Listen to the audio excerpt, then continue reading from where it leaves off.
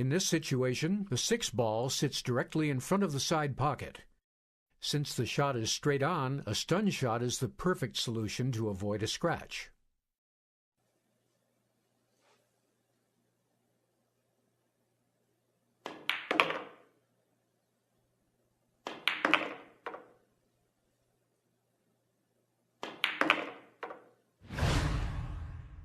The shot is performed by striking the cue ball just below center. This causes the cue ball to slide along the table instead of rolling naturally. Upon contact with the object ball, the cue ball's sliding motion stops, leaving the ball stationary. The important thing to remember is that the cue ball needs to be sliding upon impact. This means that it cannot contain any forward or backward spin when it contacts the object ball. How far you strike the cue ball below center depends on the distance between the cue ball and the object ball. The longer the distance, the lower you'll need to strike the cue ball in order to counteract the friction of the cloth. This will ensure that the cue ball will slide farther rather than resume its natural rolling motion.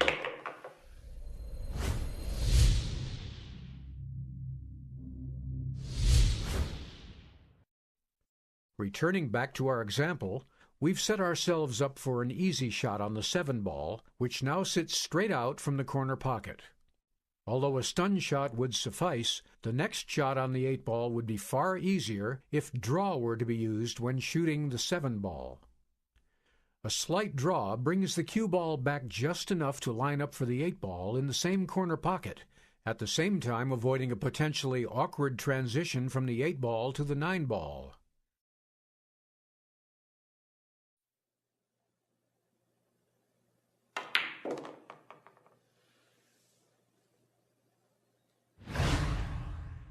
The draw shot is executed by striking the cue ball near its bottom edge. The cue ball actually spins backwards, even though it is sliding in a forward motion. Upon contact with the object ball, the spin changes the cue ball's direction, altering its natural path and bringing it back towards the player. The general rule is that hitting the cue ball lower generates more backspin. As with the stun shot, shooting a distant target requires more spin in order to counter the friction caused by the cloth. Be wary of striking the cue ball too low. Since both the Q-tip and the cue ball are round, striking too low can cause the Q-tip to slip on the surface of the cue ball, causing a miscue.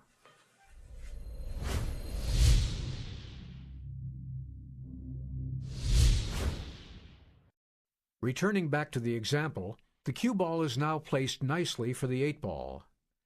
However, before pocketing the ball, this might be a good time to consider the next shot, which is the 9 ball sitting against the short rail. Ideally, we'd like to make this as easy as possible and avoid a potentially difficult cut shot on the 9 ball. The easy solution to this problem is to apply a small amount of follow to the cue ball, allowing it to roll forward after contacting the 8 ball. This will ensure a favorable position for the next shot.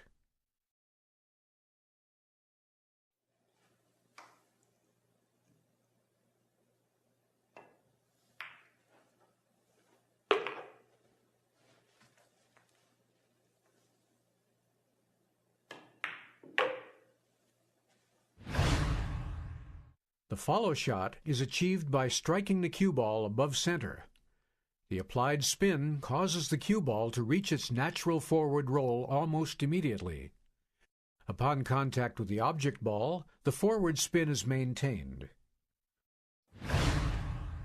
The maximum quantity of follow can be achieved by striking the ball at roughly 3/4 its height. Striking higher will not generate more spin and could result in a miscue. It is crucial to use a proper stroke when attempting any of these shots. Failure to follow through on the stroke will punch the cue ball, reducing the amount of spin. Keeping the cue stick level to the table is also vital to a proper follow-through, as it helps keep a clean contact between the cue ball and the cue tip. Elevating the cue stick to increase draw is a common error and should almost always be avoided. All 3 shot types are essential to the game of pocket billiards. As with everything, a clear understanding combined with lots of practice will help to make these shots easier.